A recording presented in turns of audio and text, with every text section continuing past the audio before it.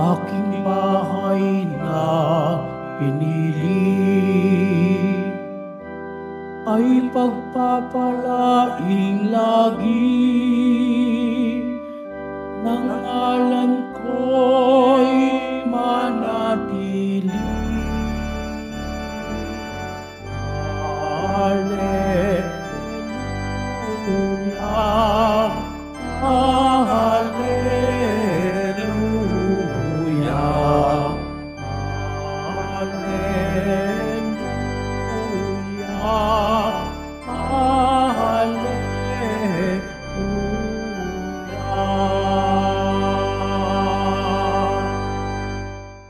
Sumainyo ang Panginoon. At sumaiyo rin Ang mabuting balita ng Panginoon ayon kay San Juan. papuri sa iyo, Panginoon. Malapit na ang Pasko ng mga Hudyo, kaya't pumunta si Jesus sa Jerusalem. Nakita niya sa templo ang mga nagbibili ng mga baka, mga tupa at mga kalapati, at ang namamalit ng salapi. Gumawa siya ng isang panghagupit na lubid at ipinagtabuyang palabas ang mga mangangalakal, pati mga baka at tupa. Isinabog niya ang salapi ng mga namamalit at pinagtataob ang kanilang mga hapag.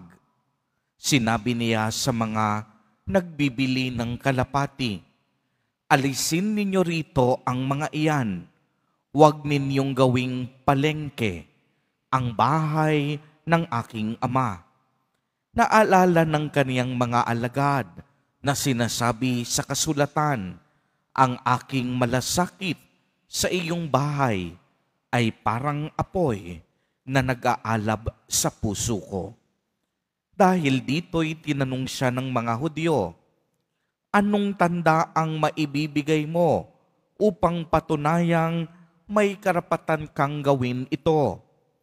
Tumugon si Jesus, "Gibain ninyo ang templong ito at muli kong itatayo sa loob ng 3 araw." Sinabi ng mga Hudyo, 46 na taon na ginawa ang templong ito at itatayo mo sa loob lamang ng 3 araw? Ngunit ang templong tinutukoy ni Jesus ay ang kaniyang katawan.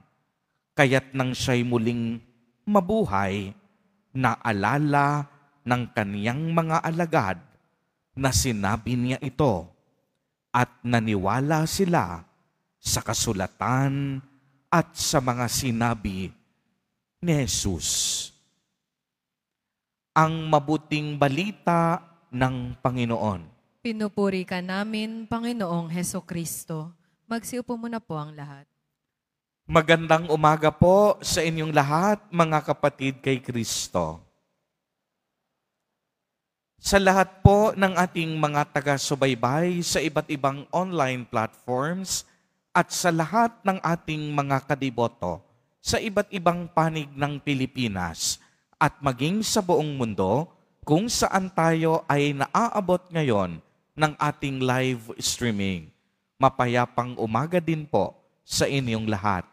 Purihin at dakilain natin ang ating Panginoon, ang mahal na poong Jesus Nazareno. Mga kapatid kay Kristo at mga kadiboto, malugod po namin kayong tinatanggap sa Basilica Minor at Pambansang Dambana ni Jesus Nazareno. Sa araw pong ito ay ating ipinagdiriwang ang kapistahan ng pagtatalaga sa Palasyong Simbahan sa Laterano, Roma. Ano po ang kahalagahan ng kapistahang ito? Una, ang Lateran Basilica po ay ang katedral ng Santo Papa. At alam naman po nating ang Santo Papa ay hindi lang basta ordinaryong lider, kung hindi siya ang pangunahing pastol ng ating simbahang Katolika sa buong mundo.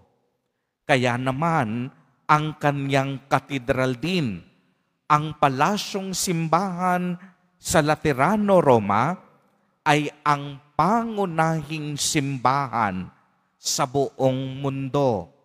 Kaya't sa araw na ito, sinasabi rin natin, kaisa natin ang Santo Papa sa lahat ng kanyang mithiin at layunin para sa ating simbahan.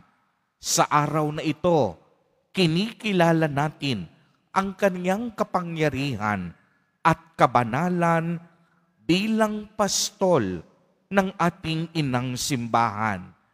At pinahahalagahan din natin ang kanyang mga utos at panukala para sa ikabubuti ng bawat mananampalataya.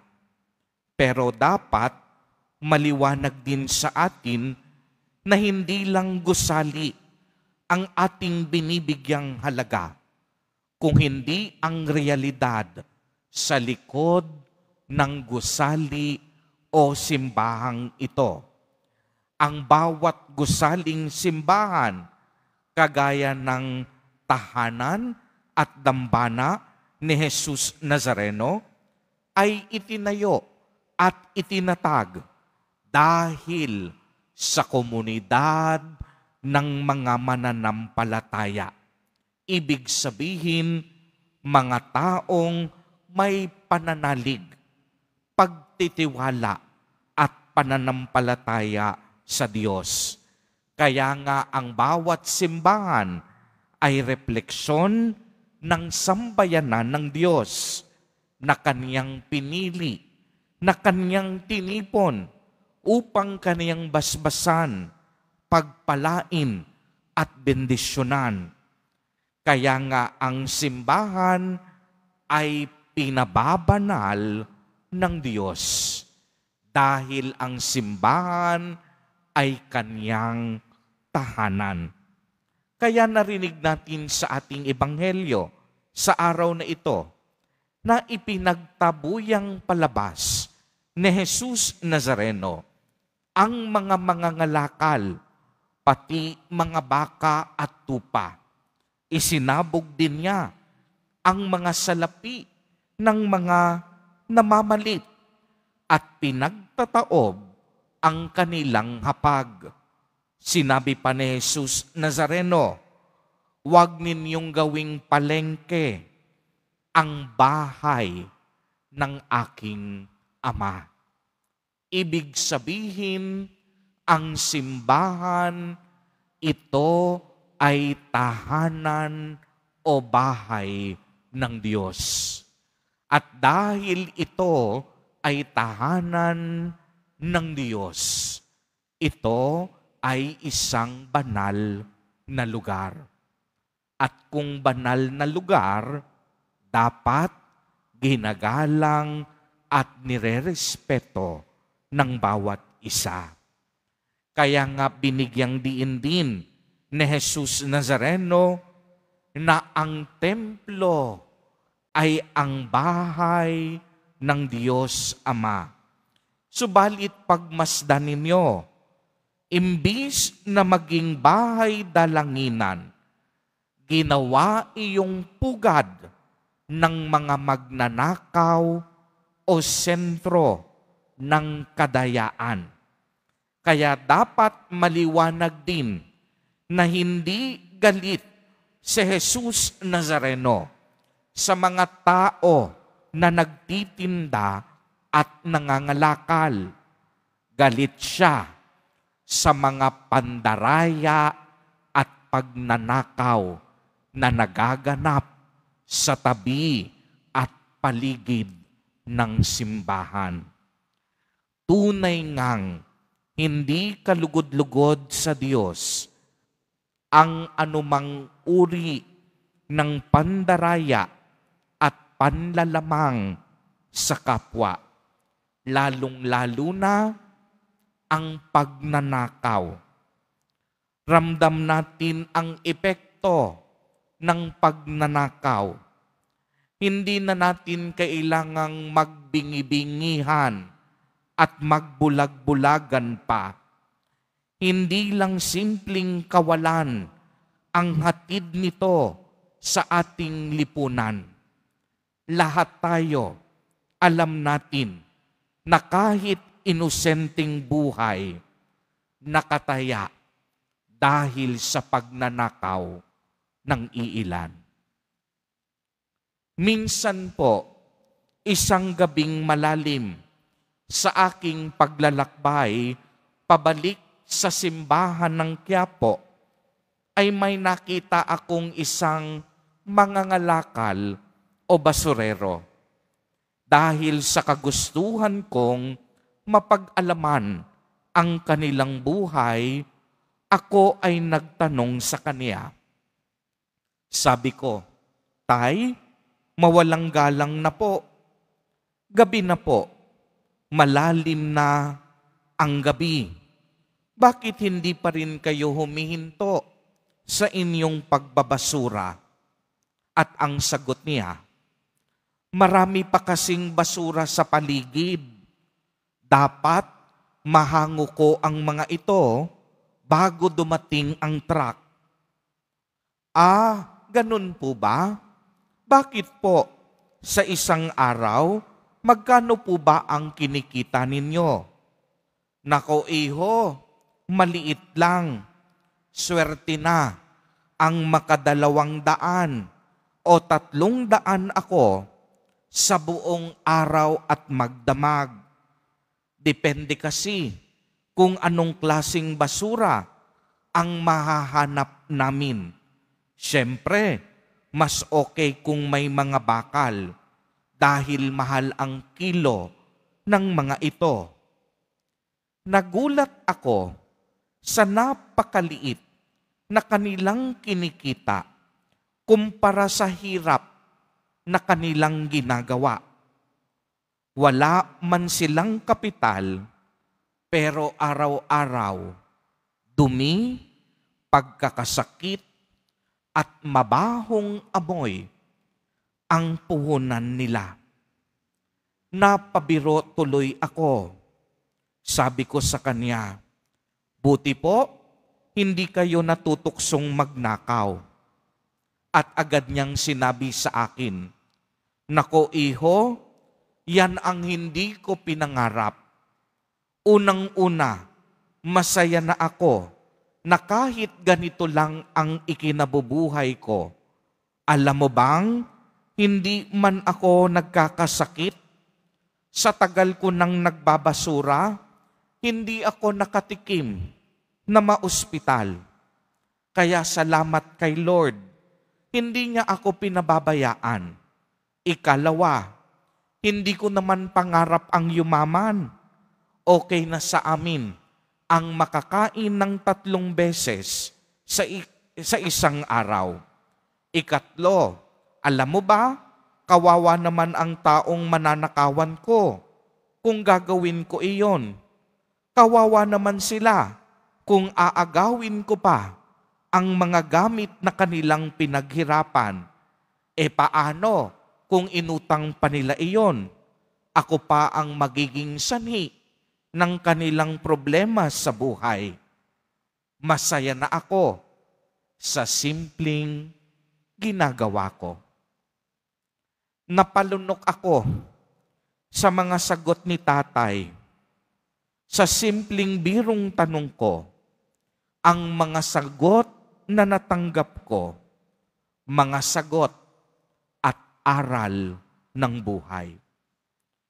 Inabutan ko siya ng kaunting pagkain at sinabi ko, "Naway pagpalain po kayong lagi ni Jesus Nazareno." At ang wika niya, "Salamat iho, salamat din sa pagkain. Malaking bagay na ito sa amin." Natameme ako, isang pari, sa mga sandaling iyon. Iisa ang laman ng aking puso. Sana lahat kagaya ni tatay. May takot sa Diyos. Hirap man sa buhay, pero hindi pinagbibili ang tamang prinsipyo sa buhay. Kaya nga pagmasdan ninyo, sa simpleng bagay, masaya at kontento na sila. Mga kapatid kay Kristo at mga kadiboto, hindi yaman ang sukatan ng buhay sa mundong ito, kung hindi tamang pananaw, tamang pananampalataya at mabuting pag-uugali. Hindi rin yaman ang magpapasaya sa atin.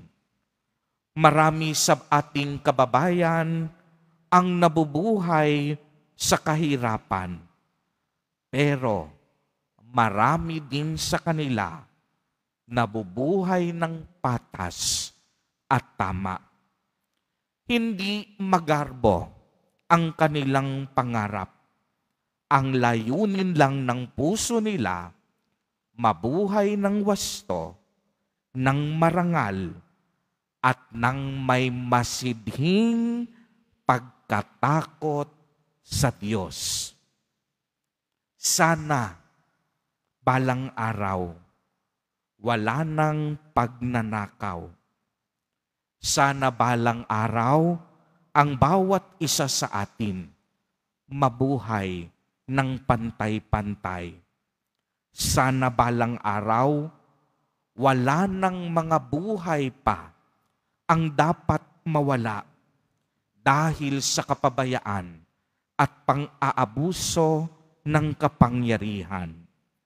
Sana bawat isa sa atin maging mulat na at magkaroon ng pagmamalasakit sa isa't isa.